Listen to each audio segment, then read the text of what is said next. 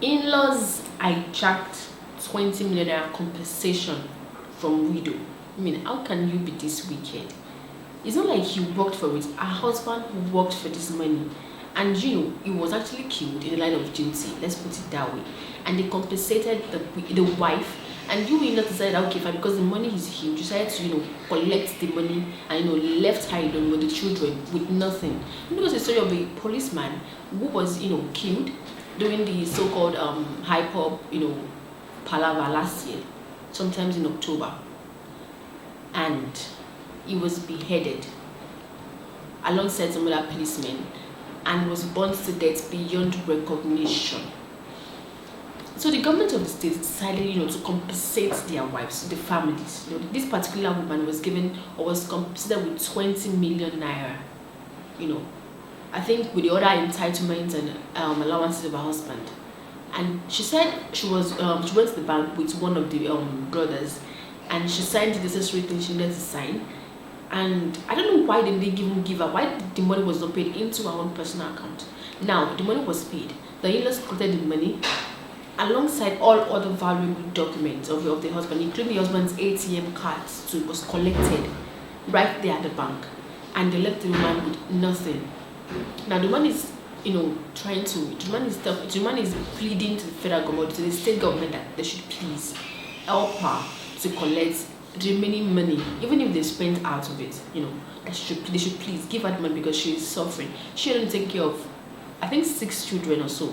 Children cannot take care of her because she needs money to send them to school, to get them food and to have a shelter over their heads.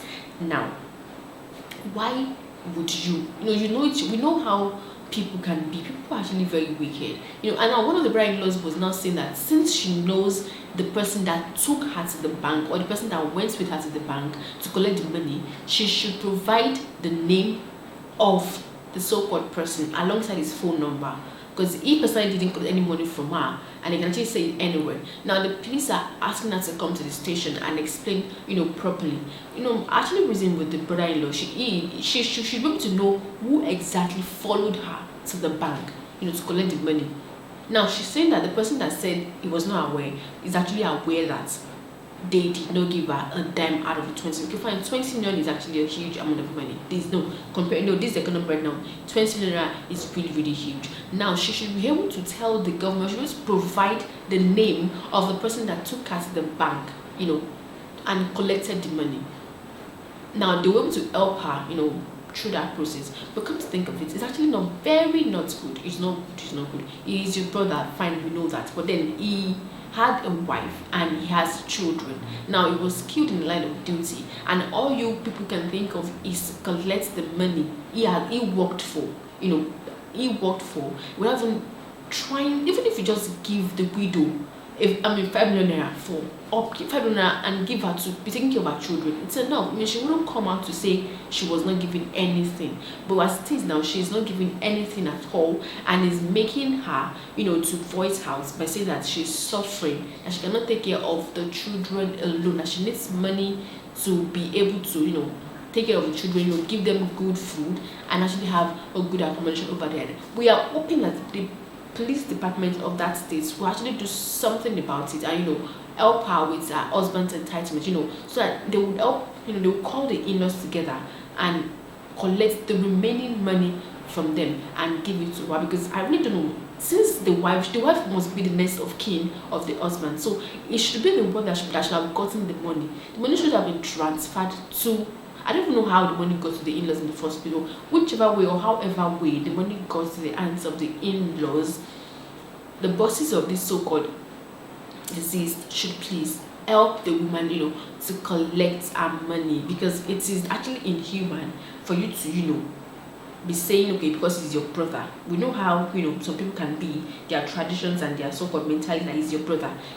What belongs to him definitely belongs to you. He has family before he died. I mean, even if he does not have a family, even if he does not have children, he has a wife. The wife should have some kind of entitlement that she's going to collect after the death of her husband. I mean, they got married to each other, and you people saw the way they got married. You actually escorted the man to the wife's house, or you did the whole marriage ceremony now. So the police should please do the needful and help the woman or help the widow to collect her money back, or how they will do it, if the money is collectible, or if they will settle it at the round table. But please, the woman needs to collect her husband entitlement. I mean, it's not easy for for you to hear that your husband died, not even like maybe an accident, or probably he slept or he didn't wake up. He was beheaded and burnt to death beyond recognition. That was sometimes last year. So that kind of death is still, will still be fresh in her memory. I mean, she's yet to recover from it. So we are pleading, please help the woman, to collect her entitlement. We will not witness such inhuman behavior, such a rigorous or such a very painful death, whereby we have the cause of to saying, oh, they did no, please. They should do the needful and help the woman, to collect back her husband's entitlement. Now to wrap, don't forget to like, share, and comment on the comment section. We'll see you again on the next episode.